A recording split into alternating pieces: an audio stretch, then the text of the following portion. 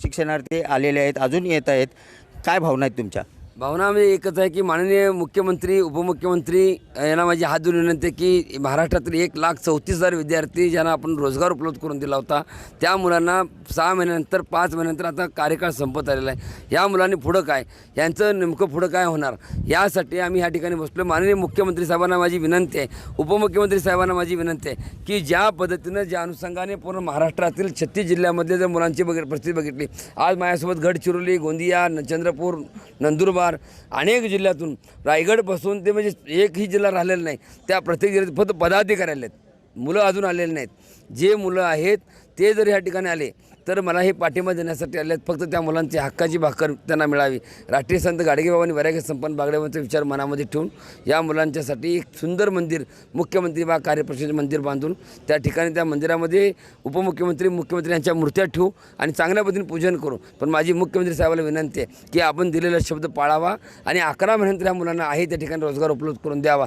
ही रास्त मागणी घेऊन आम्ही या ठिकाणी बसलो आहे. तुम्ही आज अन्नत्याग आंदोलनसुद्धा या ठिकाणी सुरू केलेलं आहे. किती दिवस आंदोलन सुरू राहणार? जवळपतूर भक्कम निर्णय किंवा भक्कम ठोस निर्णय ह्या ठिकाणी होत नाही. त्यातला ज्या मंत्री महोदयांच्या माध्यमातून आमच्या या ठिकाणी भेट होत नाही, त्या संदर्भात सकारात्मक चर्चा हा विषय आमचा मुख्यमंत्री किंवा उपमुख्यमंत्री यांच्याशिवाय दुसरा कोणाकडे सुटणार नाही आहे. ते कोणाकडेच काम नाही आहे. त्या खात्याचे जे मंत्री आहेत मंगलप्रभात लोढासाहेब, त्यांना विचारलं तर ते आमच्या हातात काही नाही. ते तर परवा असं म्हणले की बाबा मी काहीच बोललो नाही, आमच्याकडे काही व्हिडिओ क्लिप्स आहेत. पण आमची विनंती आहे मायबापांना की जेव्हा मी त्यांना भेटायला गेलो तेव्हा ते आम्हाला भेटले नाहीत, तिथं आमची चर्चा झाली नाही.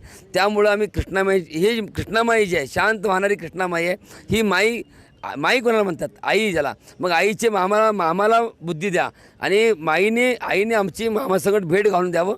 हे भाचे आईकडे आलेले आहेत आणि म्हणून ह्या कृष्णामाईचे शांत, कुणी देखील दंगा विरोधामध्ये घोषणाबाजीने शांत आणि निवांत अन्नत्याग आंदोलन. आजपासून माझं ह्या कृष्णामाईच्या वरती छत नाही, पडदा नाही, मंडप नाही, स्टेज नाही, काय भानगड नाही, पायऱ्यावरती निवांत बसून अमरण उपोषणाला सुरुवात माझी. एकट्याच असणाऱ्या बाकी जे मुलं आले आहेत त्यांना म्हणणारे बाबा तुम्ही विश्रांती घ्या, पण मामांना भाचे भेटल्याशिवाय मी जागा सोडणार नाही. तुम्हाला सरकारनं ठोस भूमिका घेतल्याशिवाय तुम्ही या ठिकाणून हलणार नाही? बघ संपलेत ना, 11 महिने संपलेच. ठोस नंतर मग काय करणार आहे आम्ही? आता जर नाही काय करू शकलो तर नंतर काहीच करू शकणार नाही. ही मुलं जातील ना निघून परत. ह्या मुलांची परिस्थिती बघा हो, गडचिरोली, गोंदिया, चंद्रपूर एवढी बेकार परिस्थिती आहे. अक्षरशः व्याकुळ होतात मुलं, रडतात हो. दादा 6,000 आणि 8,000 आणि 10,000 पगार, एकीकडे रात्रीचा दिवस करतात ते. आणि ह्या लोकांची परिस्थिती बघितली तर ह्यांची काय अपेक्षा नाही फार मोठी काय.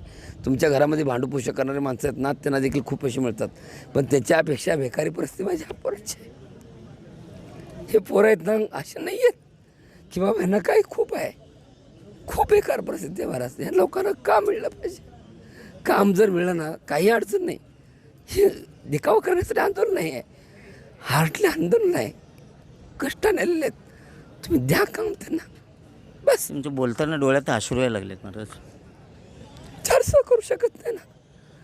काय आहे जखडं, काय अपेक्षा आहे, कुठल्या गावचे आहेत, कोण आहेत काही माहीत नाही, कुठल्या जिल्ह्यातले आहेत, कुठल्या तालुक्यातले आहेत काही माहीत नाही. फक्त आशा आहे की होईल काहीतरी बस. नक्कीच आपण पाहू शकता आपल्याबरोबर काही